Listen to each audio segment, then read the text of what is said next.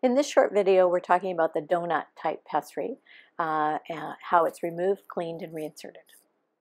The objectives of this session are to review removal, cleaning, and reinsertion of the donut pessary, but also how to understand the potential complications that can occur and how they can be prevented or managed.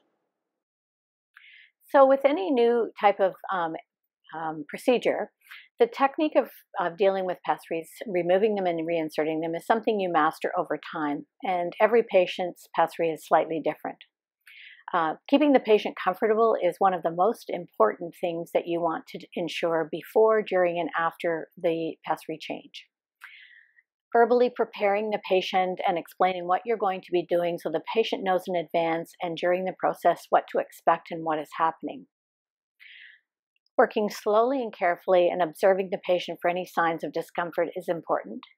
Making sure that you lubricate the introducing portion of the pessary with water-soluble lubricant so that it slides in easily is another tip. Removing the donut pessary can be a little bit tricky. It sits high up in the vaginal vault, and in some instances the cervix can become fitted into the center of the donut. So you need to be able to ensure when you first begin the process that you can find the pessary easily and that your finger can actually reach to the top of the pessary so that you can push it down and bring it down towards you in the vagina and then turn it on its sides to remove it. Often these pessaries are difficult to remove through the introitus, and so you have to be very gentle with how you maneuver it as you get it to the introitus. If you use your other hand on the finger to apply pressure to the perineum to press it down so that it's easy to bring the pessary out. Often you need to even angle it to get it through the introitus. Sometimes just taking a little bit of time to massage the perineum to ensure it comes out smoothly. The added extra time in order to do that will be to your benefit. Pulling it straight out can cause some tearing at the opening of the vagina, and we try to avoid that at all costs. So when we remove the pessary, you will notice that it will have some discharge on it, hopefully no signs of bleeding, but there is a bit of a debris that can build up depending on each individual patient. And so we want to make sure we wash it really well with mild soap and water.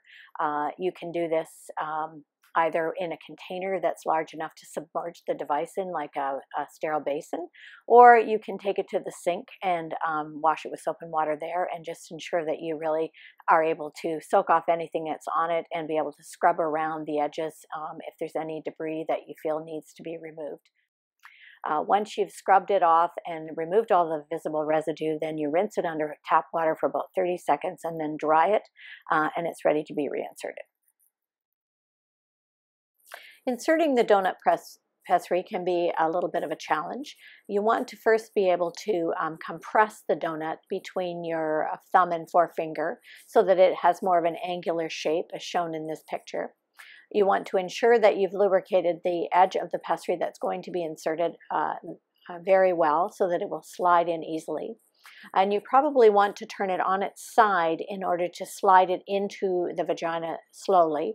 And as it goes through down towards the tailbone, then you can turn it onto its flat side so that it's facing up and push it into the vagina.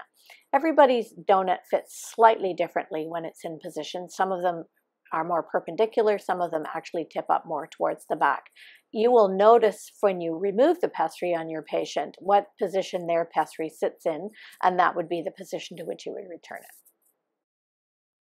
Most vaginal pessaries are relatively simple to manage, and we don't get a lot of complications with them. But I did want to take a few minutes to talk about some of the things that can occur and give you some sense of how to manage them. Pessaries in general are changed every 2 to 4 months, depending on the individual patient. So vaginal discharge, bleeding if it's related to erosions or ulcerations, and bowel dysfunction are the most common complications that we see. Vaginal discharge is probably the most common thing we see, and a lot of it depends on whether or not the patient is using some vaginal cream such as Premarin for support of the vaginal tissue. It is a pretty normal response to having a pessary in place, and the vaginal discharge should usually be a creamy yellow, greenish in color. It can also be a bit thick and creamy in texture. I do notice that it tends to occur more towards the date when the pessary is due to be changed, and it may be that you just need to increase the frequency of the changing of the vaginal pessary. So for example, women who choose to have their pessaries changed every 3 to 4 months and are complaining of this kind of discharge, I might be tempted to move them up to 2 to 3 months to see if that has an impact on the discharge.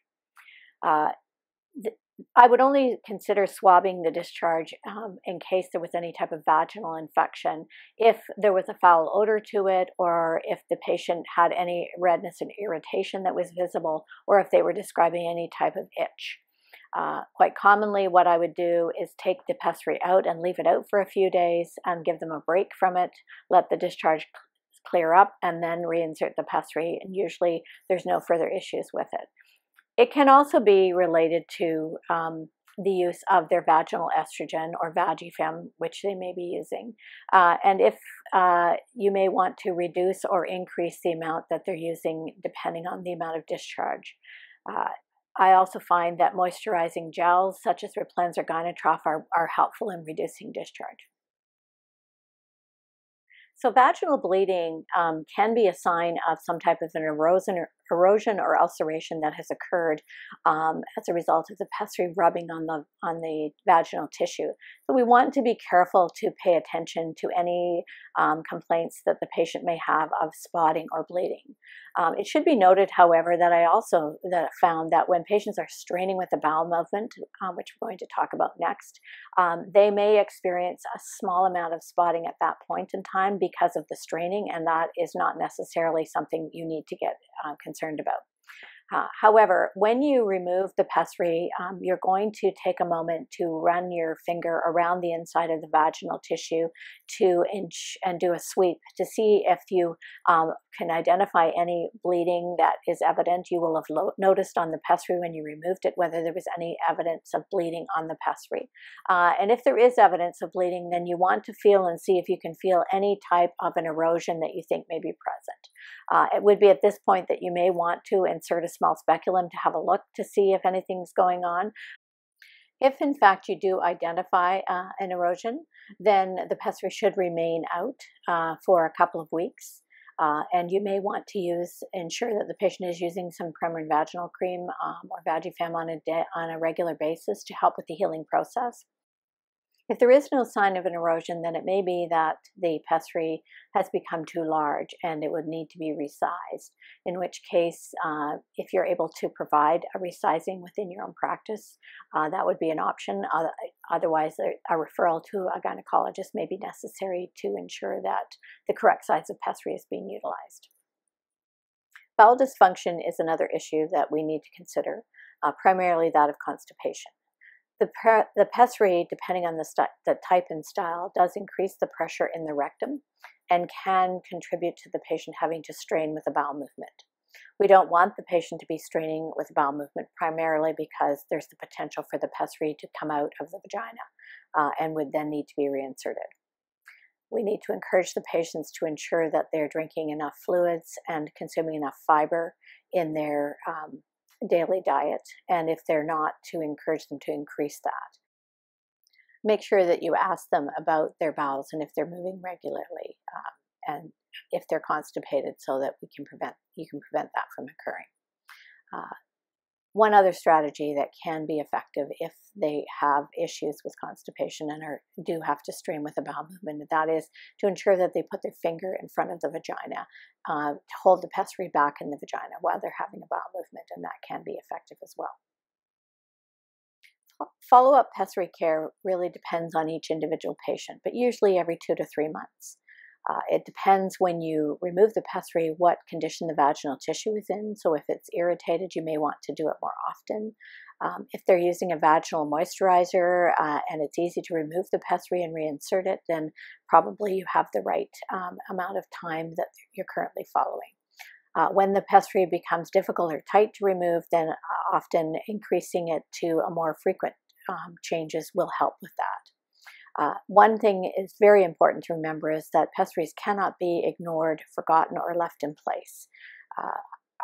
I encourage you to book the next pessary appointment before the patient leaves the office so that they have that in place, and to keep track of when they are due to come in. In conclusion, I hope this short video has been helpful to you, and that you're able to watch it as many times as needed to feel confident with doing your pessary care. You will also find that enclosed with the connection for this video was an information health sheet for each of your individualized patients that provides you with written instructions, primarily the same as what I've talked about in this video.